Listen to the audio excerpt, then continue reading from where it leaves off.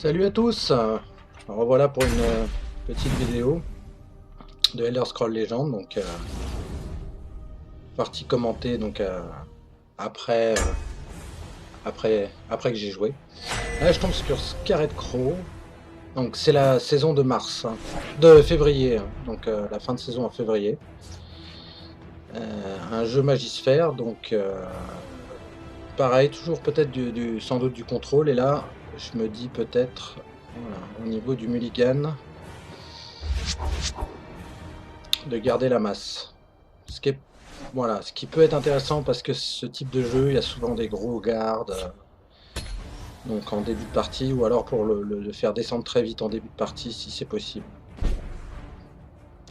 Donc merci pour vos commentaires. J'ai eu droit à 2 commentaires en première vidéo, ça m'a fait plaisir. Alors, je vais essayer, là je joue avec le compte, j'ai 2 comptes en fait. Donc celui-là, j'ai qu'un seul jeu. Je suis là pour servir. Battle Mage. Par contre, je ferai des vidéos avec mon autre compte. Et peut-être avec d'autres types de jeux. L'arène, j'en fais pas trop. Donc, je suis pas très doué en arène. Mais bon, pourquoi pas. Voilà, alors ce qui est intéressant, toujours je joue à gauche ma petite créature. Et là, il joue une 2-2 qui est très forte. Voilà. Cette 2-2, il faut absolument qu'on s'en débarrasse. Parce que ça, voilà ça, on parlait des 4-6. Bah, donc là, la hache suffit pas pour trade.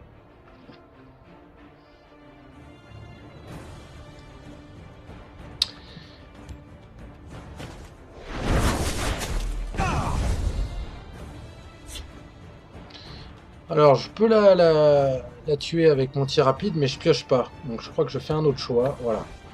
Je vais piocher des cartes. Ce qu'il vous faut, c'est un bras puissant. Évidemment, j'attaque pas le garde, puisque sinon je perds mon bouclier, je me fais trade au tour d'après. Donc c'est pas forcément très intéressant.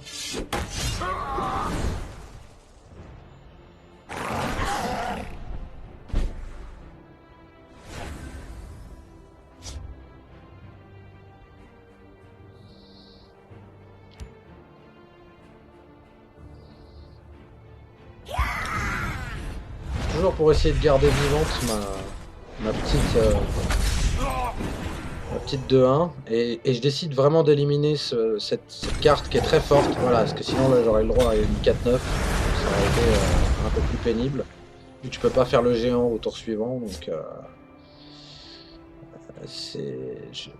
voilà, je fais ce choix là. Donc là la hache, voilà, va me servir à quelque chose. Votre sang va couler.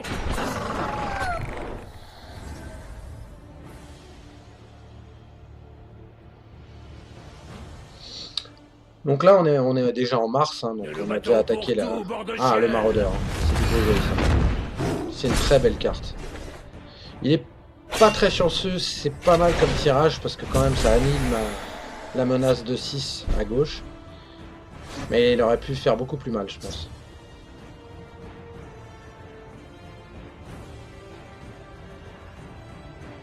Ouais, je sais plus ce que je joue là. Je joue un géant. Je crois que je vire le maraudeur. Non, je vire le taunt. Votre sang va couler. Ah, ce qui est intéressant, parce que ouais, là par contre je pouvais pas faire autrement, mais normalement il vaut mieux attaquer avant de jouer ses cartes, mais là je pouvais pas, avant de casser les runes. Là je pouvais pas faire autrement puisque c'était un garde, donc j'étais obligé de le renvoyer avant de le jouer. Donc là on va voir ce qu'il va faire. Ouais, c'est fort, hein. Ça c'est très fort. Là ça commence à être vraiment tendu, hein. Mais le principe c'est toujours attaquer avant de jouer les cartes. Enfin, pas attaquer, mais... Parce que le problème c'est que si vous jouez quelque chose de gros, et là on va voir d'ailleurs c'est intéressant, si on joue quelque chose vous jouez une grosse carte, une carte importante pour le prochain tour, et que vous cassez les runes après, et qu'il tire quelque chose comme un javelot, il vous détruit votre créature. Ça paraît logique, mais c'est pas si évident que ça. Donc là à mon avis le play est bon, parce que je filme le board. Et heureusement qu'il y a les 2 géants. Mais là, je me retrouve avec un géant à droite, et puis toujours ma 2-1, qui est toujours vivante, à gauche, donc je suis pas si mal que ça, alors que ça paraissait quand même tendu, quoi.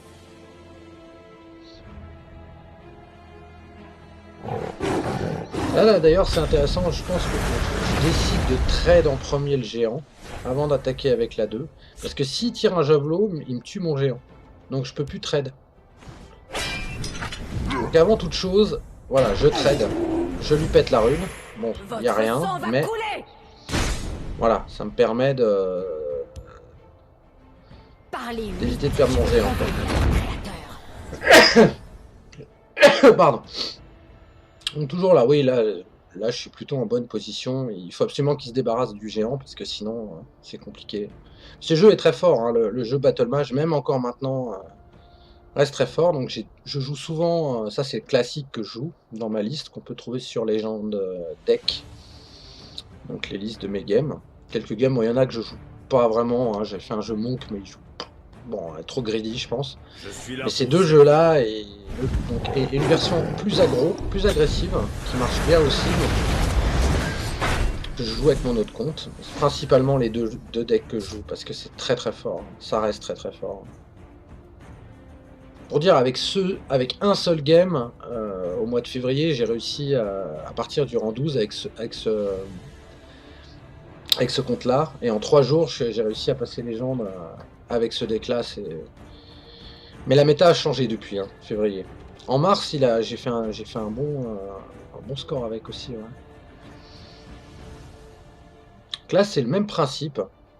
Je crois que j'attaque avec le géant, parce que sinon, s'il pioche une prophétie, je perds le géant. Votre sang va couler. C'est le même principe que tout à l'heure.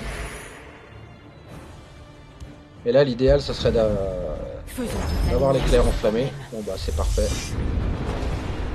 Là, il n'y a plus... Soldats, suivez-moi. Même s'il joue quelque chose qui détruit, par exemple, toutes les créatures sur la ligne, je me souviens plus du nom de la carte, enfin bon, peu importe. J'ai des menaces sur les 2 lignes. Voilà, Manticora. Logiquement, voilà, il détruit celle-là. Mais il me reste encore de la menace. Et suffisamment pour le tuer, la preuve. Que Sheor se saisisse de vous. Voilà, donc c'est vraiment une partie classique. Force le respect. Une partie classique de Battle Mage. Contre contrôle qui se passe plutôt bien. Ça se passe pas tout le temps bien, mais là, pour le coup, c'est pas mal.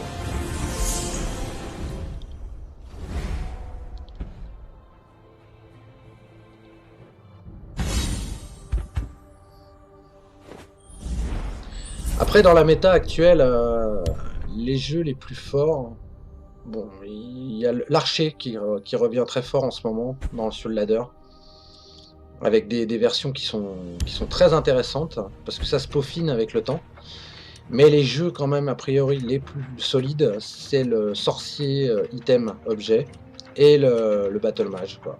Soit aggro, enfin il y a plusieurs types de versions, ou le classique, un joueur qui a Snaximan et SLW 25 qui l'ont beaucoup joué, énormément joué. Soneillon qui est très bon, un bon joueur. Là, je suis tombé sur deux bons joueurs. Soneillon, il est dans le top 50, même encore là, actuellement, je crois, en mars. Assassin, il y a des très très bons decks aussi. Quand ça sort bien. D'ailleurs, je garde le tir rapide. Là, par contre, j'ai peur de l'agression. C'est une bonne carte, la tisseuse, contre ce... Contre sorcier aussi, c'est très fort de l'avoir au début. Ce qui est intéressant, c'est que j'ai un tour 2. Voilà. Et il a 3 points de vie. Cette carte-là, elle m'intéresse parce qu'elle a 3 points de vie au départ. Plus qu'autre chose, en fait. Évidemment, j'ai aussi des armes, puisque il y a les haches, et puis les livres d'altération. Avec les daggers Folmage, mais vraiment cette carte elle me permet d'avoir un early puisqu'on n'a pas mieux en fait. Pareil, là j'ai pas vraiment envie de traîner, j'ai envie de le menacer sur les 2 lignes. Donc j'ai que ça à jouer, je le joue quoi. La tempête de glace est intéressante, qui peut développer facilement du board. Et moi, je vais avoir du mal peut-être. J'ai moins de capacité à développer un board conséquent. Votre fin est proche.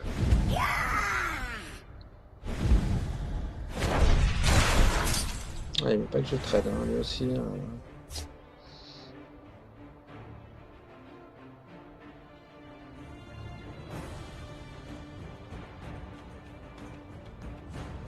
J'hésite, mais je pense que c'est le bon play, ouais.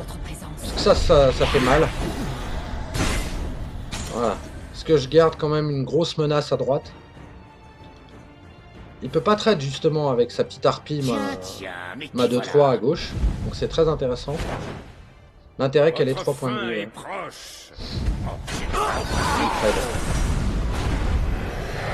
Et je lui ai pas fait casser de runes. Donc là, surtout pas quand il y a cette carte là en jeu. Parce que vous lui donnez une carte et il récupère des points de vie. Donc c'est pas intéressant pour nous, quoi. Donc tant pis, vaut mieux nous perdre des points de vie. Là, il y a plusieurs possibilités. Il y a l'invocateur breton et tir rapide, qui est très fort. Ou le porte-drapeau. Qu'est-ce que je choisis? Il n'y a pas une menace très forte sur le board. Je suis à 27. Je sais pas... En sachant que l'invocateur breton peut se faire facilement détruire. Mais bon, ouais, ça me paraît logique parce que... il n'y a pas une menace très forte sur le board pour l'instant. Je suis à 27, il a 4 points plus 3 potentiellement. Et mon manteau. Bon.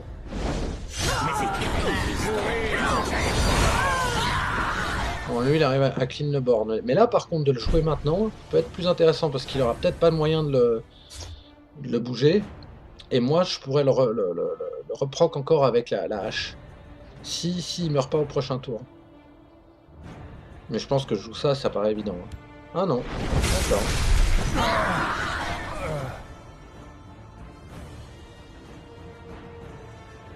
À moi. Ah, ça c'est une très bonne carte. Bon, il joue Necrom, hein. C'est clair, c'est une version Necrom. Il y a plein de derniers souffles. C'est moi qui contrôle les éléments. Voilà, ce qui m'intéresse quelque part, c'est de... Voilà, ça c'est bien ça. De garder vivant, de développer du board. Et contre les jeux verts, quel que soit, un archer ou assassin, il faut toujours essayer de garder un maximum ces créatures intactes. Mon épée me démange. C'est-à-dire qu'elles ne subissent pas de dégâts, puisqu'il y a plein de cartes, finish off, plein de cartes et le rot-de-feuille sont très forts.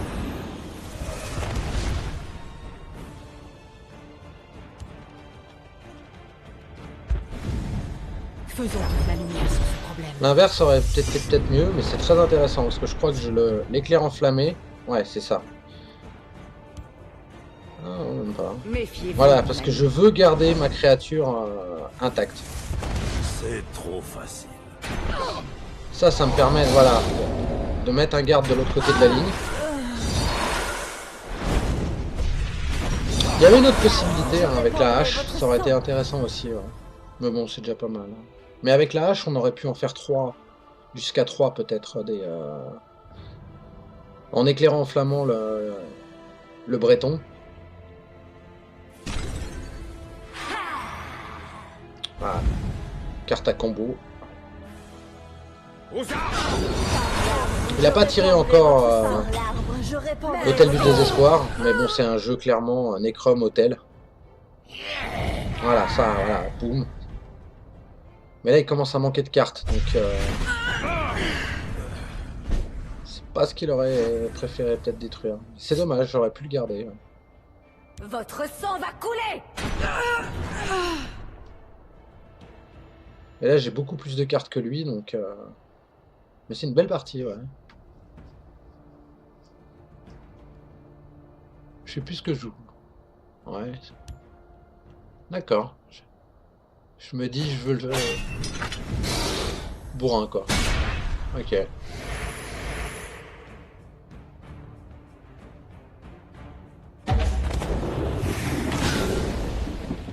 Je vous tiens. En même temps, j'ai la main et je peux remettre une protection. Voilà. Ah, c'est lui que je protège. Ouais. Mais oui, bien sûr, le garde. Il est obligé de trade avec les deux. Hein. L'avantage, là, c'est que je lui mets une énorme menace. Il le sait, d'ailleurs. Donc là, il va tirer une carte à 0. Ça peut être une malédiction ou... vous détruisez une créature, donnez 5 points de dégâts à un adversaire. Mais mon taunt est très fort, là. Mon Atronac. Comme le vent, je vole comme le vent, et les ombres me protègent. Ils ne s'y attendront jamais. Voilà, le Necrom.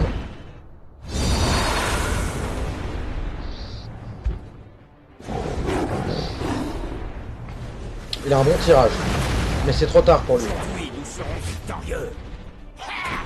Parce que j'ai déjà 7 points de vie sur le board, plus l'astromancienne. Donc avec les Brandon, ça suffit. Il y a l'étal. Aujourd'hui, vous mourrez. Je vous tiens. Élément. C'est fini. Il est temps de se battre. Vos compétences forcent le respect. L'astromancienne suprême, une des cartes les plus fortes du jeu, c'est assez incroyable. Hein. C'est 13 points de dégâts sur le board, plus 2 quoi. Donc ça vous fait 17 points de dégâts pour 9, c'est un truc de malade. D'ailleurs, c'est par hasard si elle est dans beaucoup de listes. Bleu. Le bleu est très fort. Actuellement, ouais, c'est les plus forts quoi. Des cartes sont extrêmement fortes.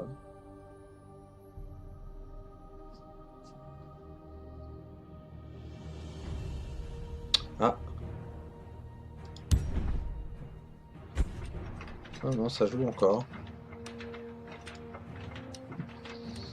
Alors, une troisième partie.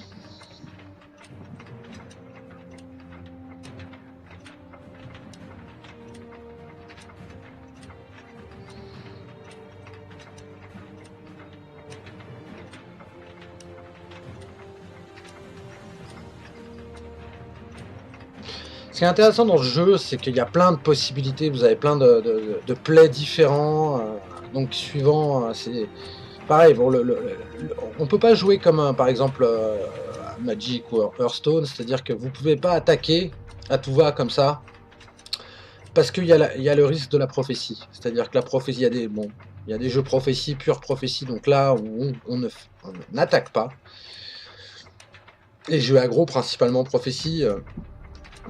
Donc il y a toute cette notion-là à prendre en compte aussi dans la manière dont vous allez agresser votre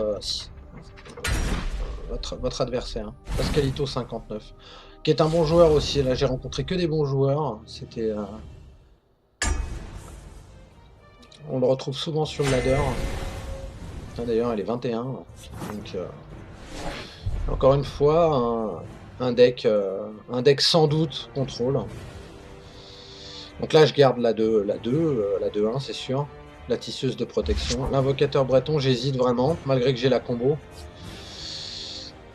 Ouais, je la garde. On va voir si ça me réussit ou pas. Pour l'instant, j'ai une bonne curve. 2 et 3. Donc je peux déjà commencer à l'agresser. L'avantage toujours de l'allié ingénieux, c'est qu'elle a 3 points de vie. Et 3 points de dégâts. 3 poins de vie surtout, puisqu'elle est à l'abri des exécutions. Donc pour l'instant, une main vraiment pas du tout dégueulasse, tout à fait correct. Donc toujours le même principe, je place ma créature à gauche parce que j'ai la priorité sur le trade. Si vous jouez à droite alors qu'il n'a pas joué de créature, il pourra jouer quelque chose, vous n'aurez pas le choix du trade, alors que lui il aura le tour d'après. Donc faut contrôler la... Les eaux de la Voilà. Alors, sauf si c'est une garde évidemment, ouais, c'est encore différent mais...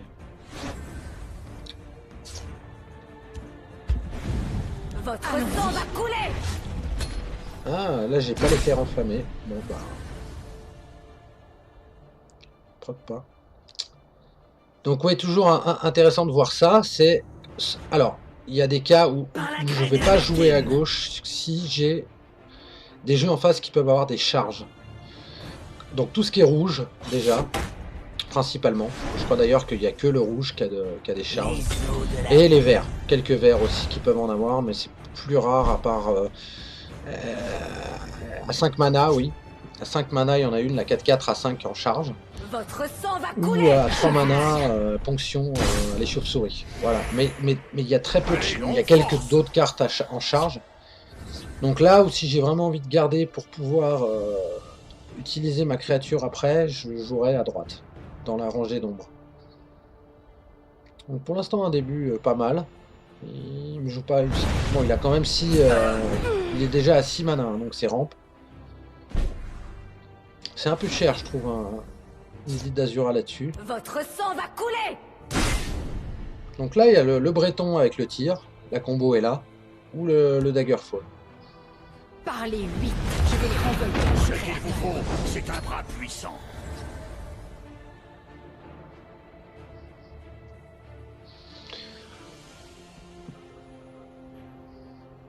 Toujours pareil, j'essaye de répartir les menaces en sachant que le Daggerfall est une menace sérieuse quand même. Un peu de distraction pourrait s'avérer utile. Bon, il n'a pas grand chose à jouer, il n'a pas de garde. Il joue ça, je pense, il doit avoir des très grosses cartes en main. Quoi qu'il en coûte. Voilà, et ça c'est dommage, puisqu'il m'a pas cassé de runes, donc il pioche pas. Donc tout ça c'est bon pour moi, c'est des cartes pas mortes, mais des cartes qui n'ont pas été optimisées en fait.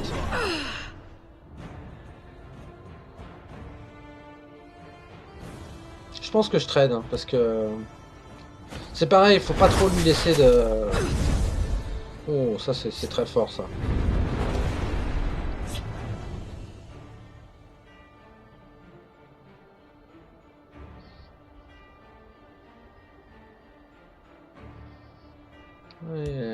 Il y a une belle combo là. Pareil, je pioche parce que finalement j'ai pas tant de cartes que ça. Il y a des Bretons, des Brandon, mais ça c'est intéressant, surtout pour le tour d'après. N'éprouvez pas ma patience. Bon, je l'aurais tiré, hein, vous allez me dire. Mais... Voilà. Et là, toujours pareil, ils ont des cartes. Il y a une carte qui lui permet de récupérer des points de vie en attaquant, en donnant ponction Donc j'essaye de quand même de clear le board tout le temps en fait, contre ces jeux-là quoi. Parce que moi je veux pas qu'il récupère 2 points de vie. Hein. Après il y a le vampire, hein, le nocturne, ouais, un garde, que je vais pouvoir virer si je joue avec le géant. Et lui je peux le trade. Là j'ai pas peur de blesser mes créatures puisque c'est pas vert en face. Donc pour lui elle aura la même valeur qu'elle soit blessée ou pas. Puisque le Magisphère ne donne pas de points de dégâts. Il détruit des créatures mais il n'y a pas de carte avec des dégâts directs sur des créatures. Uniquement détruire des javelots, les d'Azura, mais il peut utiliser Crushing Blow, qui est une carte neutre. Donc vous pouvez blesser vos créatures sans problème, c'est pas un problème. Même à la rigueur, les protections servent pas à grand chose contre ces jeux-là. Un peu comme le vert, mais d'une autre façon en fait.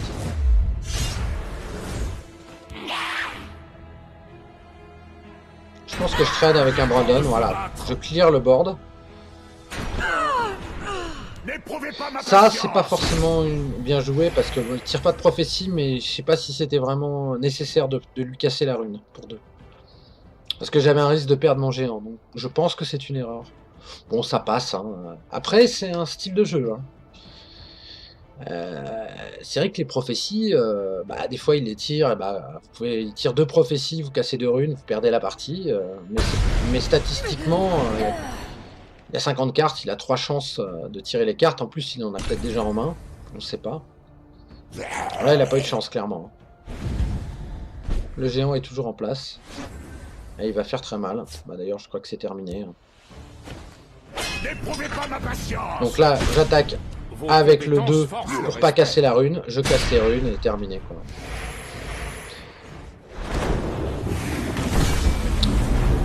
Toujours attaquer. Si vous voulez optimiser les dégâts, parce que pour casser les runes, donc là vraiment attaquer, je n'ai pas cassé de runes avec mes 2 points de vie et j'attaque après à droite avec mon gros.